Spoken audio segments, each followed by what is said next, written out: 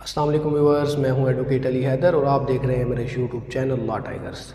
आज का हमारा टॉपिक सीआरपीसी के हवाले से है कि कंपाउंडेबल ऑफेंस क्या होते हैं या सेक्शन 345 ऑफ सीआरपीसी ये क्या कहता है। कंपाउंडेबल ऑफेंस जनरली ये है कि ऐसे जराइम जिनमें सुलह हो सकती है। जनरल बात ये हो गई कि ऐसे जराइम जिनमें सुलह हो सकती है उन्हें हम कंपाउंडेबल ऑफेंस कहते हैं। और एक क्वेश्चन अराइज होता है आम लोगों के जहन में कि ऐसे भी जराइम हैं जिनमें सुलह नहीं हो सकती, मतलब अगर अग्रीव्ड पार्टी चाहे भी या कंप्लेनेंट पार्टी चाह के भी सुलह नहीं कर सकती, ऐसे भी जराइम मौजूद हैं। जी हाँ, ऐसे भी जराइम मौजूद हैं। जब कोई क्रिमिनल क्राइम करता है तो क्रिमिनल प्रोसीजर कोड में क्या कहा जाता है कि वो क्राइम स्टेट के भी ख़िलाफ़ है, ना कि सिर्फ उसी शख्स का राइट वायलेट हुआ है जिसके ख़िलाफ़ ये क्राइम कमिट किया गया है, नहीं, स्टेट के भी ख़िलाफ़ जा रहा है। तो ऐसे ऑफेंसेस जिन पर स्टेट की तरफ से बहुत ज़्यादा पाबंदी है तो वो नॉन कंपाउंडेबल ऑफेंस हैं, उनमें सुलह नहीं हो सकती। जिनमें सुलह हो सकती है वो होंगे कंपाउंडेबल ऑफेंस और जिनमें सुलह नहीं हो सकती वो होंगे नॉन कंपाउंडेबल ऑफेंस।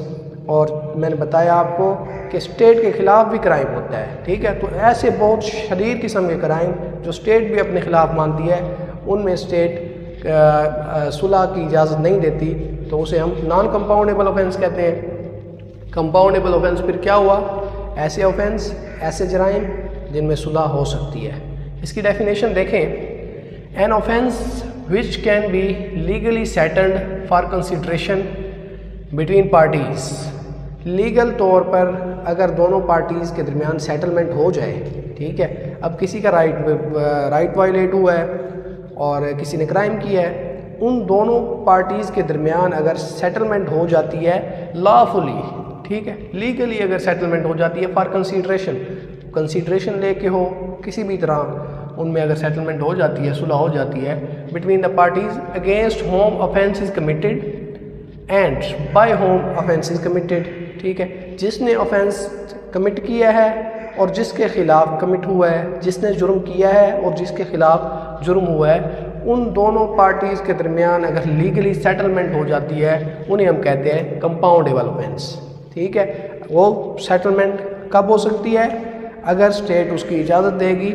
ऐसे ऑफेंसेस जिनकी सुलह के लिए स्टेट ने इजाज़त दी हुई है वो कहलाते हैं compoundable offence. Section 345 of CrPC ये यही बताता है कि ऐसे कौन से ऑफेंस हैं जो कंपाउंडेबल हैं, जिनमें सुलह हो सकती है, और ऐसे कौन से ऑफेंस हैं जिनमें सुलह नहीं हो सकती, ठीक है। लेकिन 345 ऑफ सीआरपीसी सिर्फ ये बताता है कि कौन कौन से जराइम ऐसे हैं जिनमें सुलह हो सकती है। एक बाकायदा इसका टेबल है, उस टेबल में ऑल द ऑफेंसेस डिस्क्राइब्ड, ठीक है, तमाम जराइम को जो है ना डिस्क्राइब किया गया कि फ़लाँ जुर्म जो है कंपाउंडेबल ऑफेंस है, उसकी अगर अग्रीव्ड पार्टी चाहे तो सुलह हो सकती है, ठीक है। ये है सेक्शन 345 ऑफ सीआरपीसी। स्कोप क्या है? Scope of section 345 of CrPC क्या है? सेक्शन 345 स्पेसिफाइज केसेस विच में लॉफुली कंपाउंडेड, ठीक है। क्या करता है जी 345? ऐसे केसेस को स्पेसिफाई करता है जो लॉफुली कंपाउंड किए जा सकते हैं, जिनमें सुलह हो सकती है। And it is necessary that these offences must be punishable under PPC, और ये भी ज़रूरी है कि पीपीसी के तहत वो पनिशेबल ऑफेंस होने चाहिए, ठीक है। ये भी ज़रूरी है। PPC, under PPC it should be punishable. अगर वो पनिशेबल होगा पीपीसी के तहत तब सेक्शन 345 ऑफ सीआरपीसी लागू हो सकता है। एंड नॉट अदर लॉज, और लॉज नहीं, ठीक है। सीपीसी है और जितने भी लॉज हैं उनका ठेका नहीं लिया हुआ, जस्ट पीपीसी, अंडर पीपीसी जितने भी कंपाउंडेबल ऑफेंस बयान किए गए हैं उन ऑफेंसेस के बारे में कहा गया है which are not mentioned in section 345 of CrPC cannot be compoundable, ठीक है। अब ये भी कह रहा है कि सेक्शन 345 में जो ऑफेंस बयान नहीं किए गए वो कंपाउंडेबल नहीं है। क्या मतलब हुआ?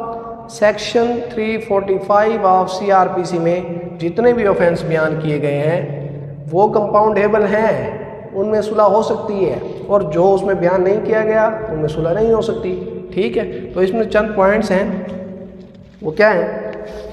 एक तो जी it is necessary that offence must be punishable under PPC. पहली बात तो ये हो गई, ठीक है। अच्छा, लॉफुली कंपाउंडेड पीपीसी के तहत जो सज़ाएँ बयान की गई हैं सेक्शन 345 में लॉफुली कंपाउंडेड कौन से होंगे? जो जस्ट सेक्शन 345 में आएंगे, ठीक है। जो इसमें बयान नहीं किए गए वो कंपाउंडेबल नहीं होंगे, ठीक है। अदर लॉज के लिए नहीं कहा गया, सिर्फ पीपीसी में जो लॉज बयान किए गए हैं ये उनके लिए कहा गया। तो ये हो गया स्कोप ऑफ 345 ऑफ सीआरपीसी के 345 दफ़ा 345 क्या बताती है कि फ़लाँ जराइम में सुलह हो सकती है अगर एग्रीव्ड पार्टी चाहे तो। एसेंशियल्स देखें, essentials for compoundable, essentials for compounding under section 345, ठीक है। एसेंशियल्स क्या हैं? जो सुलह होगी उसके एसेंशियल्स क्या हैं, मतलब बेसिस क्या है, ठीक है। तो सबसे पहले कंपाउंडेबल ऑफेंस कंपाउंडेबल होना चाहिए, उसमें सुलह हो जानी चाहिए under section 345 of CrPC. 345 of CrPC में ऑफेंस लाजमी वो बयान किया हुआ होना चाहिए, तब जाके ये एक एसेंशियल होगा, फिर कंपाउंडिंग होगी उस जुर्म की। कंप्रोमाइज़ बिटवीन पार्टीज़, दूसरा पॉइंट ये है कि दोनों पार्टीज़ के दरमियान कंप्रोमाइज़ होना लाजमी है। ज़ाहिर है अगर गरीब पार्टी ना चाहे तो सुलह तो नहीं हो सकती। सुलह होने के लिए क्या है कि दोनों पार्टीज़ के दरमियान कोई कंप्रोमाइज़ हो, चाहे वो कंसीडरेशन दे के हो चाहे ना दे के हो, जैसे भी हो कंप्रोमाइज़ होना भी लाजमी है। It is also an essential. और तीसरा पॉइंट किया है विद आर विदाउट कंसीडरेशन, ठीक है। एग्रीव्ड पार्टी की मर्ज़ी है, जिनके खिलाफ जुर्म हुआ है वो चाहें तो कंसीडरेशन लें, चाहें तो ना लें, किसी पर कोई ज़ोर नहीं है, वो अपनी मर्ज़ी से सुलह कर सकते हैं जब भी चाहें, कंसीडरेशन लें या ना लें, ठीक है। फ्री विल ऑफ पार्टीज़, ठीक है। पार्टीज़ की फ्री विल होनी चाहिए, अपनी मर्ज़ी से सुलह होनी चाहिए, कोई ज़ोर दबाव नहीं है, किसी को मजबूर करके, किसी को कंपेल करके, थ्रेट करके, धमका के कभी किसी को ये बयान नहीं दिलवाया जा सकता। अपनी मर्ज़ी अपनी ख्वाहिश के साथ कोई बंदा किसी से सुलह कर सकता है, अदरवाइज़ किसी को थ्रेट करके या किसी को कंपेल और फोर्स करके सुलह नहीं की जा सकती। और पांचवा पॉइंट है compromise made by person must be mentioned in table under section 345, ठीक है। वही बात है, ये जो मैंने बताया सेक्शन 345 ऑफ सीआरपीसी में लाजमी मेंशन किया होना चाहिए कि फ़लाँ ऑफेंस, जैसे कि सेक्शन 345 में बयान किया गया है, सारे ऑफेंसेस बयान किए गए हैं कि ये जराइम हैं, इनकी सुलह हो सकती है। तो लाजमी तौर पर ये भी एक एसेंशियल है कि 345 ऑफ सीआरपीसी में वो जुर्म मेंशन होना चाहिए, तब सुलह हो सकती है। अगर 345 ऑफ सीआरपीसी में वो जुर्म मेंशन नहीं किया गया तो फिर उसकी सुलह भी नहीं हो सकती, वो कंपाउंडेबल ऑफेंस नहीं है। अरेंजमेंट फॉर द कंप्रोमाइज़, ज़ाहिर है आप कंप्रोमाइज़ कर रहे हैं, उसके लिए अरेंजमेंट्स करना पड़ेंगी कि इस केस को प्रोसिक्यूट ना किया जाए। वो जो केस फाइल किया हुआ है उसके लिए आपने सुलह कर ली है, ठीक है। उस केस फाइल जो किया हुआ उसको रोकना पड़ेगा ना, उसकी प्रोसिक्यूशन को रोकना पड़ेगा, उसकी अरेंजमेंट्स करनी पड़ेगी, ठीक है। ये भी एक एसेंशियल है कि फर्दर जो प्रोसिक्यूशन है उसको रोक दिया जाए। एक और पॉइंट है with or without permission of court. Permission of court भी हो सकती है, विदाउट परमिशन ऑफ कोर्ट भी हो सकती है। ये सेक्शन, इसमें फिर दो सब सेक्शन आ जाते हैं। 345 का सब सेक्शन 1, ठीक है, ये आ जाएगा विद के साथ, ठीक है। सब सेक्शन 1 क्या कहता है? सब सेक्शन 1 में वो जराइम बयान किए गए हैं जिसमें कोर्ट की परमिशन लेना लाजमी है, ठीक है। और विदाउट, ये जी सब सेक्शन 2 है, ठीक है। सब सेक्शन 2 ऑफ 345 और सीआरपीसी में बयान किया गया है ऐसे जराइम जिनमें परमिशन कोई लाजमी नहीं है, ठीक है। कोर्ट की परमिशन मुख्तलिफ ऑफेंसेस हैं। कुछ ऑफेंसेस ऐसे हैं जिसमें कोर्ट की परमिशन चाहिए होती है कि सुलह हम कर लें, और कुछ ऑफेंसेस ऐसे हैं जिसमें कोर्ट की परमिशन नहीं चाहिए होती, आप जैसे भी चाहें सुलह कर लें। तो सेक्शन 1 कहता है कि कब आप परमिशन लेंगे, और सेक्शन 2 कहता है कि आप परमिशन नहीं लेंगे। ये मुख्तलिफ किस्म के जुराइम इन दोनों सब सेक्शंस ऑफ 345 ऑफ CRPC में बयान कर दिए गए हैं। नेक्स्ट है जी कंप्रोमाइज इन अबैटमेंट सेक्शन 345 सब सेक्शन 3। ठीक है, सब सेक्शन 1 क्या कहता था कि परमिशन लेनी पड़ेगी कोर्ट से। ऐसे ऑफेंसेस बयान किए गए हैं सब सेक्शन 1 में कि जिनमें कोर्ट की परमिशन लेनी पड़ेगी, और सब सेक्शन 2 में ऐसे ऑफेंसेस बयान किए गए हैं जिसमें कोई परमिशन की ज़रूरत नहीं है कोर्ट की। ठीक है, sub section 3 of 345 of CRPC क्या कहता है, कंप्रोमाइज इन अबैटमेंट।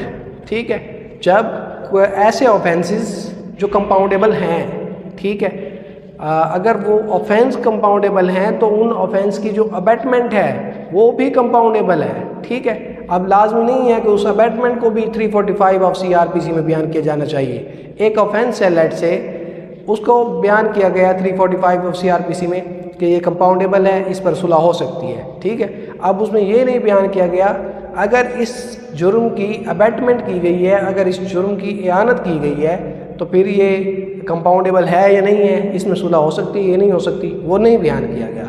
तो सिंपल है कि जब एक ऑफेंस खुद कंपाउंडेबल है, ठीक है, एक जुर्म खुद कंपाउंडेबल है, एक जुर्म की सुलह हो सकती है, तो उस जुर्म की जो इआनत है, उस जुर्म की जो अबैटमेंट है, उसमें भी तो सुलह हो ही सकती है। ठीक है, ये सेक्शन 345 का सब सेक्शन 3 कहता है। आगे जी, person competent to compound is minor idiot under section 345 of 4। Sub section 4 of 345 क्या कहता है कि अगर कोई माइनर है, कोई इडियट है, ठीक है, कोई लुनेटिक है, कोई दीवाना है, कोई पागल है, ठीक है, वो कॉम्पिटेंट नहीं है, तो फिर क्या होगा ऐसे में? ऐसे में उसके कंट्रैक्ट, उसके बिहाफ पे कोई बंदा जो है ना, कोई भी पर्सन कॉम्पिटेंट होगा उस केस को प्रोसिक्यूट करने के लिए।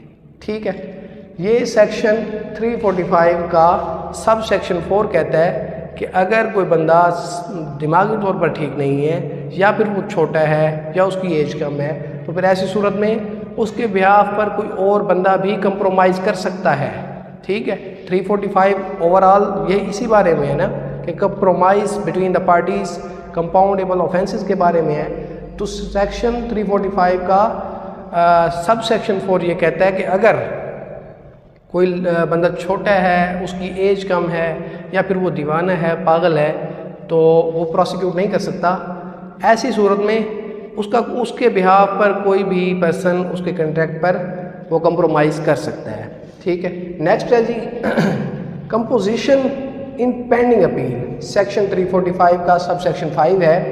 वो कहते हैं जी जो पेंडिंग अपील होती है, कन्विक्ट करार दे दिया गया किसी को, ठीक है, अपील अभी पेंडिंग है। ठीक है, फिर आप क्या करेंगे? सेक्शन 345 का सब सेक्शन 5 ये कहता है कि फिर आपको अपेलेट कोर्ट से लीव लेनी पड़ेगी। You should be grant leave from the appellate court. ठीक है, अपेलेट कोर्ट से आप लीव लेंगे तब आप कंप्रोमाइज़ कर सकते हैं, तब आप कंपोजिशन कर सकते हैं। ये सेक्शन 345 ऑफ CRPC कहता है। इसका सब सेक्शन 5 ये कहता है कि आपको अपेलेट कोर्ट से लीव लेना लाजमी है। इफेक्ट ऑफ कंपोजिशन 345 के सब सेक्शन 6 में इफेक्ट ऑफ कंपोजिशन बयान किया गया कि इसका इफेक्ट क्या पड़ेगा। इसका इफेक्ट पड़ेगा अक्यूज पर। अक्यूज़ की जो एक्विटल है उस पर फ़र्क पड़ेगा। एक्विटल नहीं हो सकती, जाहिर है, जब कन्विक्ट होगा तभी सुलह होगी, अदरवाइज़ अगर वो एक्विट हो जाता है फिर उसे क्या ज़रूरत है किसी सुलह करने की। ठीक है, तो उसके एक्विटल पे फ़र्क पड़ जाता है, उसकी बेगुनाही पर फ़र्क पड़ जाता है। ये इफ़ेक्ट ऑफ कंपोजिशन एक्यूज़ पर पड़ता है। ठीक है, ये कहता है सेक्शन 345 का sub section 6 bar on composition. ठीक है, बार ऑन कंपोजिशन बयान किया गया है सेक्शन 345 के सब सेक्शन 7 में।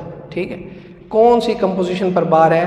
ये फिर बात वहाँ आ गई कि जो चीज़ें 345 में बयान नहीं की गई। ठीक है, ये section 345 CRPC can not be compounded. जो चीज़ें उसमें मेंशन नहीं है 345 में, वो कंपाउंडेबल नहीं है। तो बार ऑन कंपोजिशन क्या है कि किन कंपोजिशंस पर बार है या किन ऑफेंसेस की कंपोजिशन पर बार है। ये 345 का सब सेक्शन 7 कहता है कि जो चीज़ें 345 में बयान नहीं की गई वो कंपाउंडेबल नहीं है। जो ऑफेंसेस 345 ऑफ CRPC में बयान नहीं की गई, वो कंपाउंडेबल नहीं है, उस पर बार है, उनमें सुलह नहीं हो सकती। टाइम फॉर कंपोजिशन, सुलह कब हो सकती है, कब किस टाइम तक हो सकती है, ठीक है। There is no time limit, no time limit से मुराद ये है सेंटेंस होने तक, ठीक है, उसकी सज़ा सुनाए जाने तक आप सुलह कर सकते हैं। मतलब ये तो फिर आखिरी हद है ना, सज़ा सुनाए जाना, उससे पहले कभी भी आप सुलह कर सकते हैं। तो टाइम लिमिट क्या हो गई, सेंटेंस से पहले पहले कभी भी सुलह हो सकती है। रिसेशन ऑफ कंप्लेंट है, complaint composition once effected cannot be withdrawn, ठीक है। जब कोई कंपोजिशन अफेक्ट कर दी जाए, जब सुलह हो जाए, फिर उस केस को दोबारा रिसेस नहीं किया जा सकता, उसे दोबारा विड्रॉ नहीं किया जा सकता। जब आपने एक बार सुलह कर ली तो सुलह हो गई, उसे ये नहीं है कि आप दोबारा विड्रॉ कर लेंगे। तो ये था आज का हमारा टॉपिक कंपाउंड एबल ऑफेंसेस के बारे में। कंपाउंड एबल ऑफेंसेस जो हैं शेड्यूल 2 ऑफ CRPC में भी बयान किए गए हैं और 345 ऑफ CRPC में ऑल द ऑफेंसेस बयान किए गए हैं जो कंपाउंडेबल हैं, और जो ऑफेंसेस बयान नहीं किए गए दे आर नॉट कंपाउंडेबल, ठीक है। तो ऐसे जराइम जिनमें सुलह हो सकती है वो कंपाउंडेबल ऑफेंस होते हैं, और ऐसे जराइम जिनमें सुलह नहीं हो सकती वो नॉन कंपाउंडेबल ऑफेंस होते हैं। कंपाउंडेबल ऑफेंस सिर्फ और सिर्फ 345 और CRPC में जो बयान किए गए हैं, सिर्फ वही जराइम है जो कंपाउंडेबल हैं। तो ये था आज का हमारा टॉपिक, हमारे साथ रहिएगा। अल्लाह हाफिज़।